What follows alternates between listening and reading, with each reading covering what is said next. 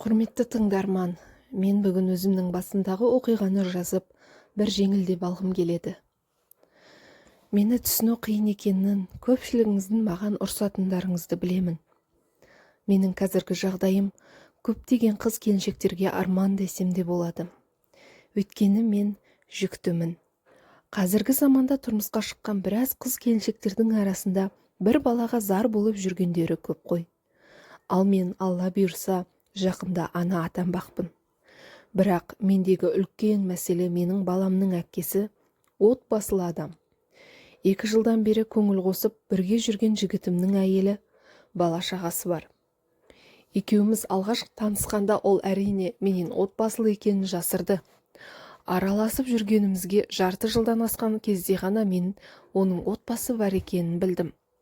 Алайда осы аз ғана уақыттың ішінде екеуміз бір-бірімізге бауыр басып қалған едік. Мен оқу жұмыс деп жүріп 30-ға таяғанша тұрмысқа шықпадым. Есесіне өз еңбегіммен Алматы қаласынан пәтер алдым. Құдайға шүкір, баспанам, көлігім, жақсы жұмысым бар. Менің таныстарым, әпке-жеңгелерім мені талай жігіттермен таныстырмақ болып әрекеттенді. Танысқан жігіттерім де болды. Бірақ ешқайсысын аса ұната қоймадым. Мен өзімнің махаббатымды кездестіретініме сенімдедім. Күндердің күнде құрбы қыздарымның бірінің тойында мен Абзалмен таныстым. Ол маған бір көргеннен ұнады. Оның өзін өзі ұстауы, әйел адамға деген сыйластығы тартты. Сол күні екеуміз бір дастарханда отырдық. Тойдан қайтарда ол мені шығарып салды. Таныстығымыз үлкен сезімге ұласты. Ол мені күнінде жұмыстан алып қайтады. Кейде кешкісін бірге тамақтанамыз. Оның жасы да менімен шамалас. Мен алғашында осындай сымбатты, мәдениетті жігіттің неге үйленбей жүргеніне таң қалдым. Бірақ өзінен сұрауға батпадым. Мен оған күннен күнге ғашық бола түстім. Ол кешке келгенше тағатым таусылып оны сағынып күтетінмін. Абзал маған үнемі уәделі уақытында келеді. Ешқашан бос келмейді. Гүлі мен конфетін ала келетін. Танысқан жылы 8 наурыз мерекесінде ол маған қымбат жүзік сыйлады. Жүріп жүргенімізге жарты жылдай болып қалғанда, ол маған Құдай бұйырса екеуміз үйленеміз.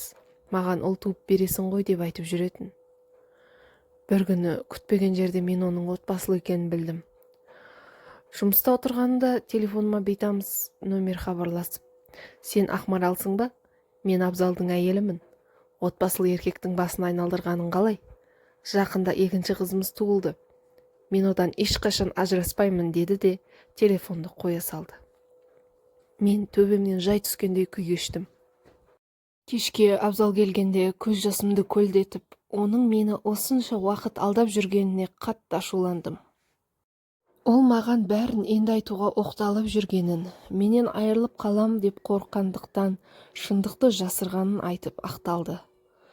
Осы ұрыстан кейін мен онымен ара қатынасымызды мүлде үзуге бел буған едім. Бірақ ол маған күнде келе беретін. Жұмыстан шықсам күтіп алады. Үйдің ауласынан кетпей отырып алады. Абзал мені шын сүйетінін, айырылғысы келмейтінін, өз әйелін сүймейтінін, тек 2 қызы үшін тұрып жатқанын айтты. Ол менің соңымнан 2 ай бойы қалмады. Абзалды өзім де сүйіп қалғандықтан одан айырылу мен үшін өте ауыр еді. Мен оның отбасылы екенін білсем де, сүйіктімнен бас тарта алмадым. Екеуміз қайта бірге болдық. Ол уақытының көбін менің жанымда өткізеді. Үйіне анда-санда барады. Тіпті кейде өзім оған қыздарыңа барып келсеңші деп айтып отырамын. Жақында ол мені өз анасымен таныстырды. Анасы өте сабырлы, байсалды кісі екен. Абзал анасымен мені мейрамханаға шақырып, үшеуміз бірге тамақтандық. Ол кісі артық ештеңе айтқан жоқ. Өмір бойы қалада тұрған, өзін жақсы ұстайтын кісі екен. Мен Абзалды өзімнің туыстарыма әлі таныстырған жоқпын. Ата-анам ауылдық жерде тұрады. Өзімнен үлкен 2 әпкем де тұрмыс құрған.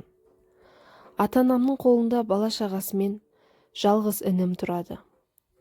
Аяғымның ауыр екенін білгелі өзімді қойырға жер таппай жүрмін. Абзал болса ұлды боламын деп қуанып жүр.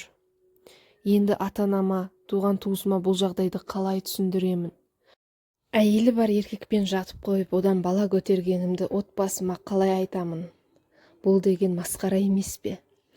Абзал маған ата-анаңның рұқсатын алып неке қидырайық деп жүр. Не болса да болар іс болды.